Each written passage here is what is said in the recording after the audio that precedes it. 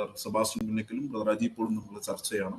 ചർച്ചയുടെ തലവാചകം ഇങ്ങനെയാണ്: അറബി ക്രൈസ്തവർ അല്ലാഹു എന്നൊരു നാമം അവർ ഉപയോഗിച്ചിരുന്നു എന്നുള്ളതാണ്. അറബി ക്രൈസ്തവം ഉദ്ദേശിക്കുമ്പോൾ പ്രീ ഇസ്ലാമിക് പീരീഡിലുള്ള അല്ലെങ്കിൽ ഇസ്ലാമിന്റെ ആവിർഭാവത്തിനൊക്കെ ആ സമയത്ത് ഉണ്ടായിരുന്ന അറബി ക്രൈസ്തവം എന്നുള്ളതാണ് ചർച്ചയുടെ തലക്കെട്ട്. കൂടുതൽ അതൊന്നും പറയുന്നില്ല. ഇരുവരും ഇതേക്കുറിച്ച് നല്ല ധാരണയുള്ളതോ കൂടുതലൊന്നും വിശദീകരിക്കുന്നില്ല.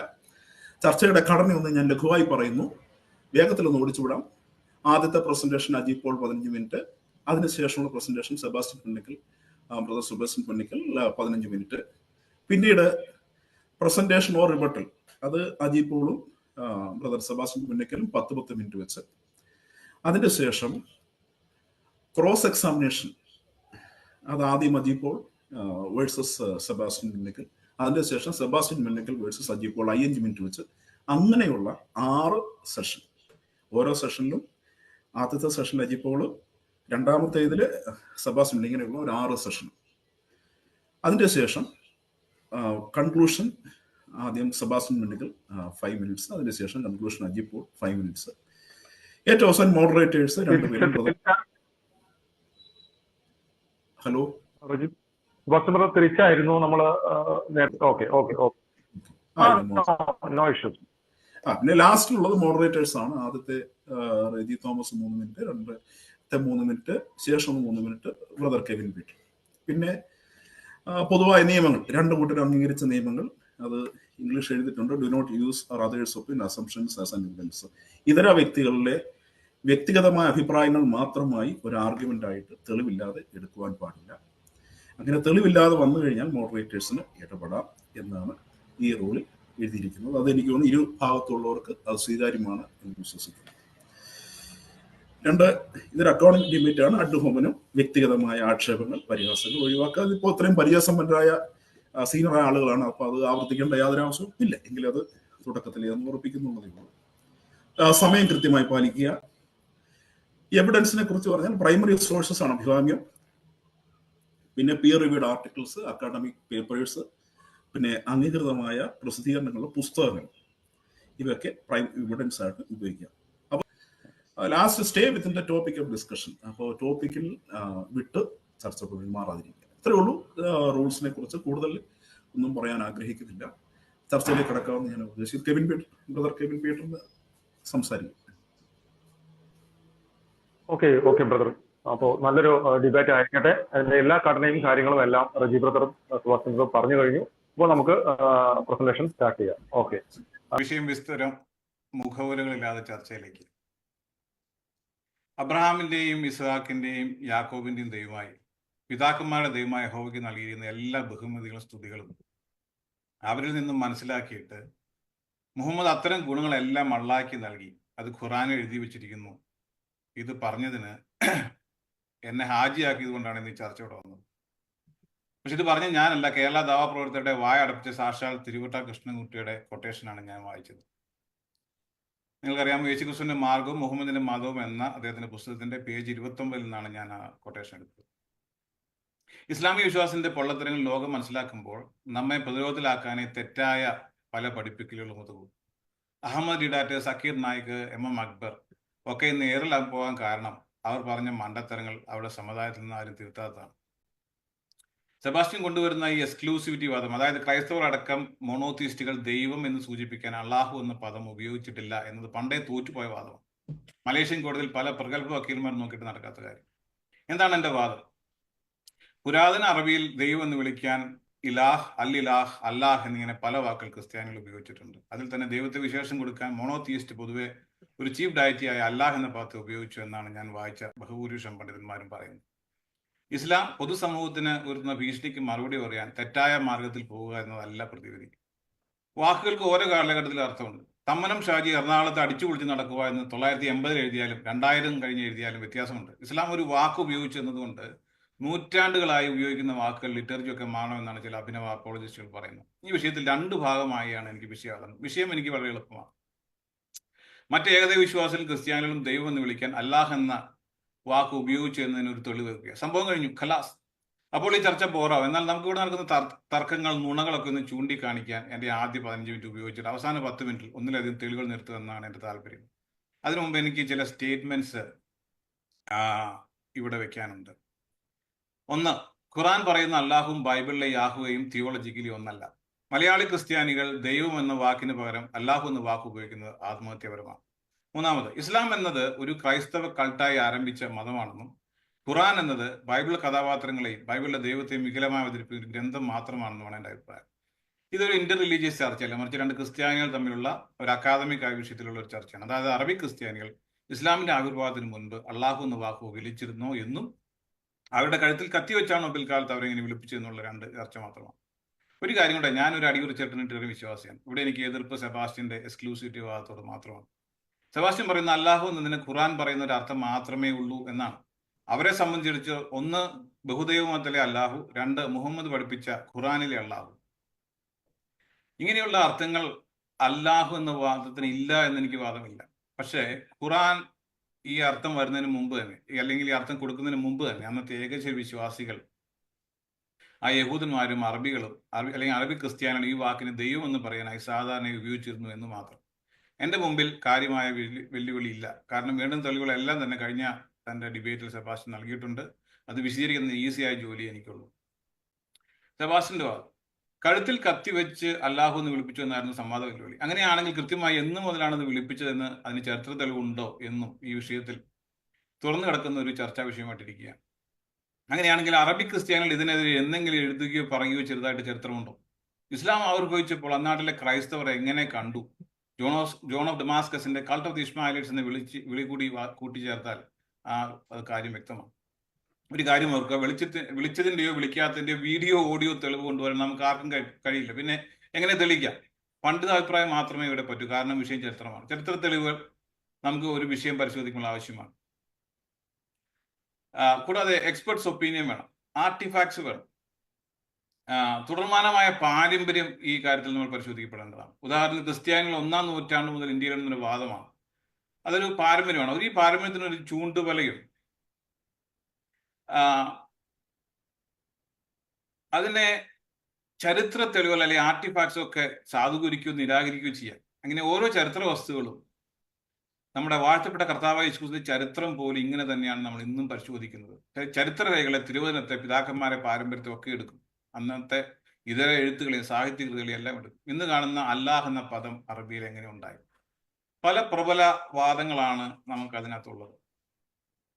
അല്ലാഹ എന്ന സുറിയാനി വാക്കിൽ നിന്നുണ്ടായി, അൽ ഇലാഹ് എന്ന വാക്കിൽ നിന്നും ഉണ്ടായി, അല്ലാഹ് എന്ന വാക്കിൽ നിന്ന് അത് ഉണ്ടായി.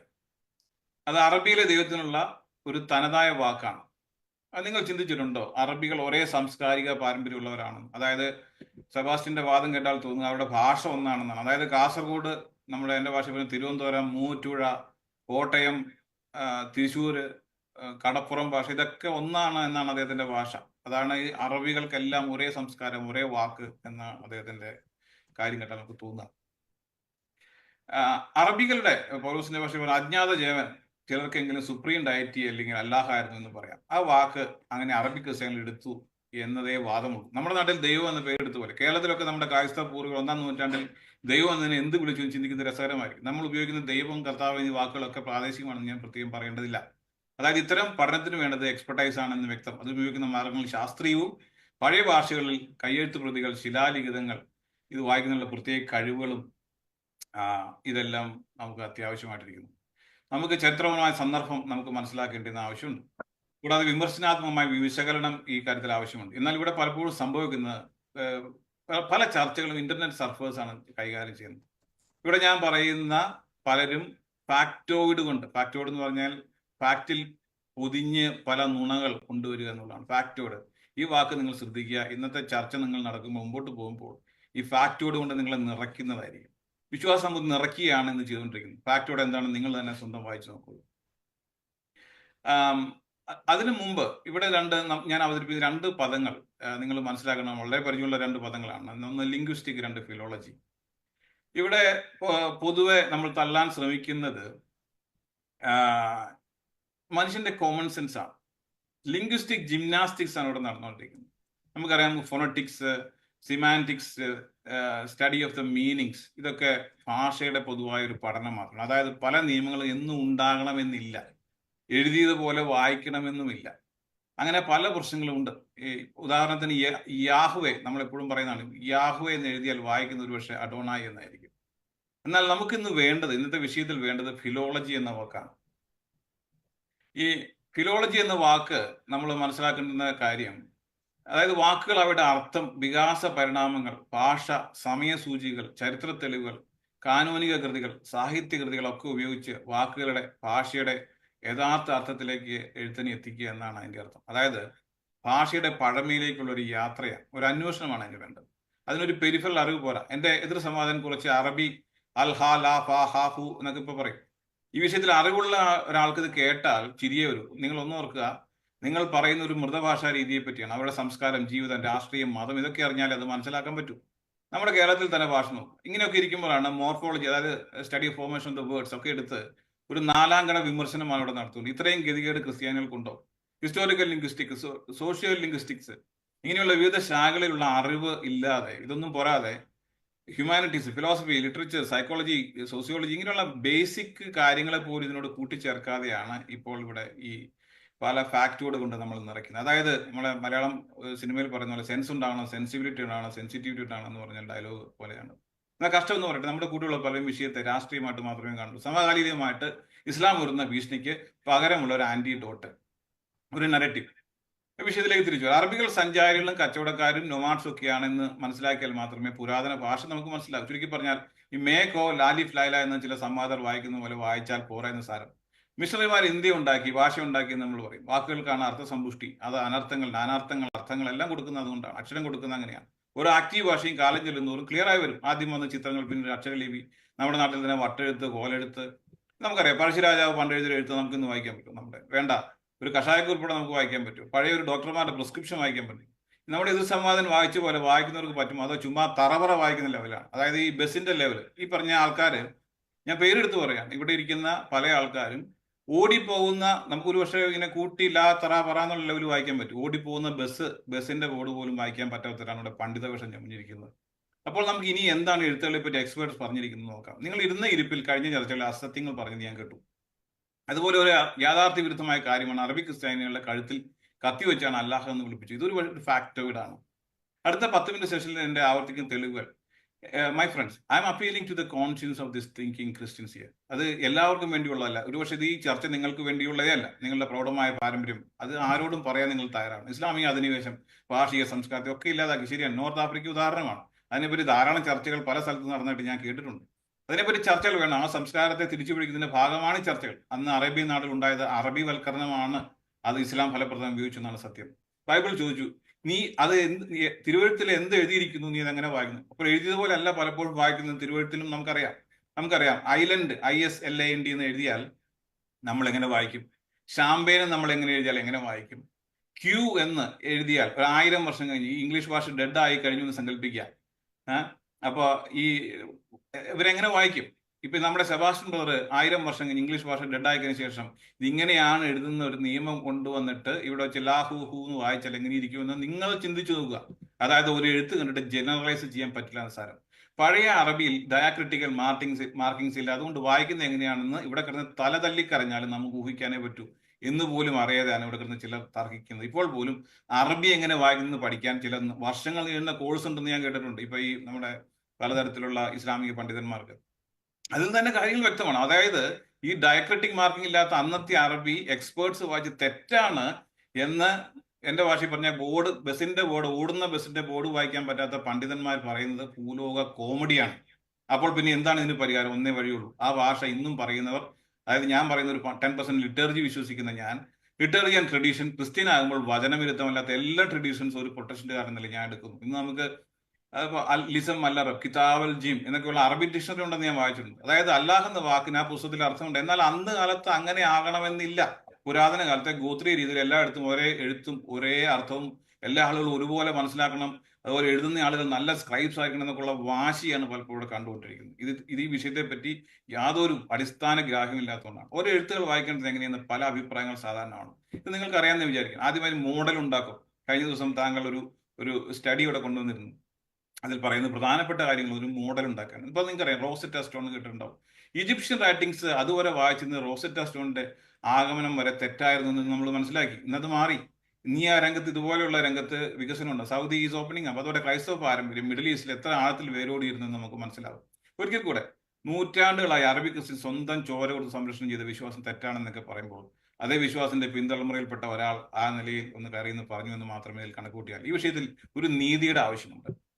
രക്തസാക്ഷികളായ അറബി ക്രിസ്ത്യാനികളെ പേഗനാക്കുന്ന ഈ നവ അപ്പോളജിസ്റ്റുകൾ ഞങ്ങൾ സന്ധിയില്ലാതെ സമരം ചെയ്യും. കസേരയ്ക്ക് വേണ്ടി അടികൂടി അന്യന്റെ വീർപ്പ് നിന്നിട്ടല്ല ഈ ലക്ഷങ്ങൾ അവിടെ കൊല്ലപ്പെടുക. അതൊരു നീതി നിഷേധമാണ്. ഏറ്റവും കൂടുതൽ രക്തസാക്ഷികൾ ഇന്നും ഉണ്ടാകുന്നത് അവരുടെ മുമ്പിൽ സമ്പത്ത്, മക്കൾ, മാനം, ജീവനൊക്കെ കളയുമ്പോൾ അറബി ക്രിസ്ത്യാനിയെ വിളിച്ചത് അല്ലാഹെന്നാണ്. ഒരു പക്ഷേ ഇത് തെറ്റിദ്ധരിപ്പിക്കേണ്ട ഒരു പേരാണ്. ശരിയാണ്, ഇസ്ലാമിക തീവ്രവാദികൾ അഴിഞ്ഞാടാൻ ഉപയോഗിക്കുന്ന പേരാണ്, സത്യം. പക്ഷെ ഈ സാക്ഷികളെ പ്രതി യഹോവ എന്ന പേരും എംബറവർ എന്ന പേരും ഒക്കെ ഇമ്മാനുവലിനെ പ്രതി ഈ നമ്മൾ കളിയോ? യഹോവ സാക്ഷികളെ പ്രതി യഹോവ എന്ന പേരും എംബറവർ ഇമ്മാനുവലിനെ പ്രതി ഇമ്മാനുവൽ എന്ന പേരും നമ്മൾ കളയോ? അന്ന് വീണു മരിച്ച അറബി വിശ്വാസികളോട് ബഹുമാനം വേണ്ട. നിങ്ങൾ പറയും മുഹമ്മദീയ വാളുകളുടെ മുമ്പിൽ ദിമ്മി എന്നവർ അപമാനിച്ചപ്പോൾ കുനിയാത്ത തല, പക്ഷേ ഇന്ന് ക്രിസ്ത്യൻ എന്ന് സ്വയം വിളിക്കുന്നവരുടെ അവഹേളനത്തിന് മുമ്പിൽ കുനിയാൻ ഞങ്ങൾ സമ്മതിക്കില്ല. ഇത്രയേ ഉള്ളൂ. ഇനിയെങ്കിലും നിർത്തൂ. മഹത്തായ ഈ പാരമ്പര്യമുള്ള സമുദായം, സമൂഹം ഇന്ന് സിറിയയിലും മറ്റും ഇല്ലാതായിക്കൊണ്ടിരിക്കുകയാണ്. അവരെ അപമാനിക്കുന്ന നിർത്തൂ. മാനിഷാദ അരുത് കാട്ടാള എന്ന് എനിക്കും പറയാനുള്ളൂ. നിർത്തൂ ഈ നുണകൾ അപമാനം. അൽ ഫാത്തിഹ തൊട്ട് ബിസ്മി മുതൽ അതുപോലെ പ്രാർത്ഥന തൊട്ട് ആമീൻ വരെ എല്ലാം ക്രൈസ്തവരിൽ നിന്നും സ്ഥാനം ഏൽക്കുന്നതിന് മുമ്പ് ഇസ്ലാമി രാജാക്കന്മാർ സെന്റ് മേരി ദേവാലയത്തിൽ പോയി പ്രാർത്ഥിച്ചതടക്കം നമ്മൾ വായിച്ചിട്ടുണ്ട്. അവരുടെ ഖലീഫന്മാർ എറുസലേം ദേവാലയ വാതിൽ പ്രാർത്ഥിച്ച് നിങ്ങൾ കേട്ടിരിക്കും. ഒരു പക്ഷേ ചുരുക്കത്തിൽ യഹൂദ ക്രൈസ്തവ വിശ്വാസങ്ങളെ ഉപയോഗിച്ച് അറബികളെ ഒന്നിപ്പിച്ച വെറും ഒരു ഗോത്ര നേതാവ് മാത്രമാണ് എന്നെ സംബന്ധിച്ചുള്ള മുഹമ്മദ്. അവർ അറബി ഭാഷ വഖഫ് ചെയ്തു എന്നതുകൊണ്ട് ഈ ഭാഷയെ മറ്റുള്ളവർ തള്ളണം എന്ന് പറയുന്നത് സെൽഫ് ഡിഫീറ്റിംഗ് ആർഗ്യുമെന്റ് ആണ്. ഇവിടുത്തെ ഒരു അറബി, ഞാനത് വേറെ രീതിയിൽ ഉദ്ദേശിക്കില്ല, ഈ ആളുകളെ ഒന്നിപ്പിച്ച ഒരു അറേബ്യൻ നാരായണ ഗുരുവായിരുന്നു മുഹമ്മദ്. ഞാൻ മുഹമ്മദിനെ ഒരിക്കലും നാരായണ ഗുരുവായിട്ട് കമ്പയർ ചെയ്യല്ല, നിങ്ങൾക്ക് മനസ്സിലാക്കാൻ വേണ്ടി. എല്ലാവരും ഒന്നിപ്പിച്ചൊരു മനുഷ്യൻ, സ്വഭാവം കൊണ്ടല്ല മറിച്ച് ആശയങ്ങൾ. അന്ന് വരെ നാടോടുകളായി അളഞ്ഞു നടന്ന അറബികൾക്ക് മാനം കൊടുത്തത് വാസ്തവത്തിൽ 7-8 നൂറ്റാണ്ടിൽ നടന്ന കാര്യമാണ്. ചരിത്രം പലപ്പോഴും ഫിക്ഷനേക്കാൾ സ്ട്രേഞ്ച് ആയിരിക്കും. എന്റെ ചില ചോദ്യങ്ങൾ ഒന്ന് ചോദിക്കാം. താങ്കളുടെ ഈ പഠനത്തിന് ഏതെങ്കിലും സഭാ കൗൺസിലുകളോ വിശ്വാസികളോ ചെറിയ ഒരു എതിർപ്പ് പറയുകയോ അല്ലെങ്കിൽ 20ാം സെഞ്ചുറിക്ക് മുമ്പ് ഇങ്ങനെ ഒരു സ്റ്റഡി ഉണ്ടാകുകയോ ചെയ്തിട്ടുണ്ടോ? എനിക്ക് അറിയാൻ താല്പര്യമുണ്ട്. അൽ ഇലാഹ് എന്ന വാക്ക് ക്രിസ്ത്യനാണെന്ന് താങ്കൾക്ക് വാദമുണ്ടോ? അൽ ഇലാഹ് എന്ന വാക്കിന് അല്ലാഹുവിനേക്കാൾ എന്തെങ്കിലും പ്രത്യേകതയുണ്ടോ? അൽ ഇലാഹ് ഒരു പാന്തിയോൺ ഓഫ് ഗോഡ് ആണെന്ന് താങ്കൾ പറഞ്ഞു. അങ്ങനെയാണെങ്കിൽ ഏൽ എന്ന പേരിന് താങ്കൾ എപ്പോഴും ഉച്ചരിക്കുന്ന ഏൽ എലോഹീം എന്നൊക്കെ പറയുന്ന ഈ പേരിന് ഹിസ്റ്ററി ഉണ്ടായിരുന്നു. ഏൽ എന്നൊരു സീക്രട്ട് നാമമായിട്ട് താങ്കൾ കരുതുന്നുണ്ടോ? ഏൽ എന്ന പേര് ഇലാഹ് പോലെ, അല്ലാഹ് പോലെ. മോഡറേറ്റേഴ്സ് ചോദ്യം ചോദിക്കാനുള്ള സമയം ഇതല്ല, അദ്ദേഹത്തിന് പറയാനുള്ള അദ്ദേഹത്തിന്റെ പ്രസന്റേഷന്റെ സമയമാണ്. പ്ലീസ് അജിപ്പോൾ സമയം തീരാനാണ്. 14 മിനിറ്റ് 49 സെക്കൻഡായി. ഇപ്പോൾ താങ്കൾക്ക് ചോദ്യം ചോദിക്കാൻ നമ്മൾ സമയം വിഷയങ്ങളിൽ പോകാതെ അവസാനിപ്പിച്ചത്. അല്ല, അദ്ദേഹം പറയട്ടെ, പറഞ്ഞു കഴിഞ്ഞിട്ട് പിന്നെ ചർച്ച രണ്ടും വെച്ചിട്ടുണ്ട്, അതുകൊണ്ടാണ് പറഞ്ഞത്. അല്ല, അതിന് ഇടയ്ക്ക് ഇന്ററപ്റ്റ് ചെയ്യാഞ്ഞുകൊണ്ടാണ് ഞാൻ ഇന്ററപ്റ്റ് ചെയ്തത്. ചോദ്യോത്തര വേളക്ക് സമയമുണ്ട്, നമുക്ക് ഇത് ചോദ്യം ചോദിക്കാൻ നിങ്ങൾ ഇടപെടാൻ എത്തുകൊണ്ടാണ് ഞാൻ ഇടപെട്ടത്. ഓക്കെ, കണ്ടിന്യൂ ചെയ്തോളൂ. ഓക്കെ, ടൈം ഓവർ ആണ്. ഒരു 30 സെക്കൻഡ് എക്സ്ട്രാ തരുന്നേ.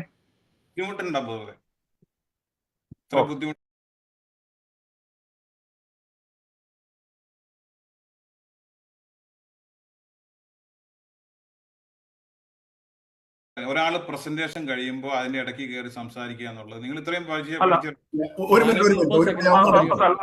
അതല്ല. അജിപ്പോൾ 14.5 മിനിറ്റ് ആയി കഴിഞ്ഞിരുന്നു. ഇവിടെ ഡിബേറ്റ് നടക്കുക, അതിന്റെ ഇടയ്ക്ക് മോഡറേറ്ററുടെ സഹായമില്ലാതെ എന്തിനാണ് ഇടയ്ക്ക് കയറി ഡിബേറ്റർ എന്ന് മനസ്സിലായില്ല. അല്ലല്ല, ചോദ്യം ചോദിക്കാനായിട്ട് മോഡറേറ്റേഴ്സിനോട് നിയമവിരുദ്ധമായി പറയുന്ന കാര്യങ്ങളിൽ മോഡറേറ്റേഴ്സ് ഇടപെടാൻ ഒരു എതിർ സംവാദന നിലയിൽ ഞാൻ ആവശ്യപ്പെട്ടു.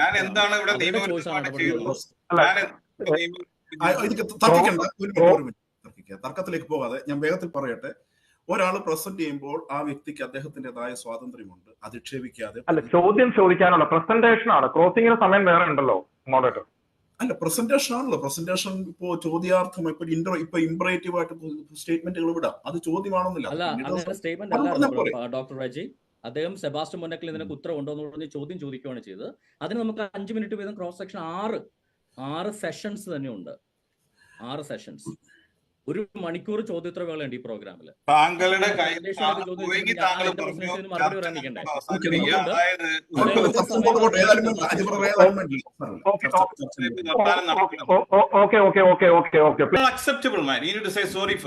അല്ല, ഓക്കെ, അജിബറ പോട്ടെ. അജിബറ 30 സെക്കൻഡ്സ് എടുത്തിട്ട് ഒന്ന് കൺക്ലൂഡ് ചെയ്യാം. നഷ്ടപ്പെട്ട സമയം തിരിച്ചു തരുന്നു. 30 സെക്കൻഡ്സ് എടുത്ത് കൺക്ലൂഡ് ചെയ്യാം. ഒരു ചോദ്യം ചോദിച്ചാൽ ഇത്ര ദേഷ്യപ്പെടാനുള്ള ഞാൻ ആളെ ചീത്ത വിളിച്ചൊന്നുമില്ല. അല്ല, പ്രസന്റേഷൻ പുരോഗമിക്കാനാണോ? അല്ല, പ്രസന്റേഷൻ പ്ലീസ് കൺക്ലൂഡ് ചെയ്യൂ പ്ലീസ്. ഒരു ഇത് പോയില്ലേ, ഫ്ലോ പോയില്ലേ? അല്ല, 30 സെക്കൻഡ് താങ്കൾക്ക് ബാക്കി ഉണ്ടായിരുന്നുള്ളൂ. 14.5 മിനിറ്റ് ആയി കഴിഞ്ഞിരുന്നു. താങ്കൾ അത് കൺക്ലൂഡ് ചെയ്തോളൂ, കുഴപ്പമില്ല. ഡിബേറ്റിന്റെ നിയമം ലംഘിച്ചതിന് ബ്രദർ അജി പോൾ ആദ്യം അപ്പോളജൈസ് ചെയ്യട്ടെ. ആ ഡിബേറ്റിൽ അങ്ങനെ നിയമമില്ല ബ്രദറെ. ഡിബേറ്റിൽ ചോദ്യം പ്രസന്റേഷൻ എന്നുള്ളതല്ല, പ്രസന്റേഷന്റെ സ്റ്റൈലിനെ കുറിച്ച് നിയമം ഇവിടെ എഴുതിയിട്ടില്ല. ഞാൻ വാക്കിൽ തന്നെ ഉണ്ടല്ലോ അതിന്റെ നിയമം, വാക്കിൽ തന്നെ ഉണ്ടല്ലോ അതിന്റെ നിയമം. പിന്നെ പ്രത്യേകിച്ച് പറയണം. ക്രോസ് എക്സാമിനേഷൻ ചെയ്യാം. മോഡറേറ്റേഴ്സിനോട് ഇടപെടാൻ ആവശ്യപ്പെടാൻ എനിക്ക് അവകാശമുണ്ട്. അതാണ് ഞാൻ ചെയ്തത്.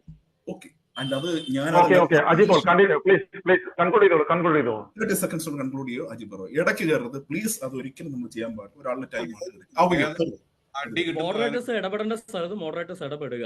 ഓക്കെ, അത് മാത്രമേ എനിക്ക് പറയാനുള്ളൂ. താങ്കൾ ഒരു മോഡറേറ്റർ ആണ്, താങ്കൾ ഉത്തരവാദിത്തമായിരുന്നു.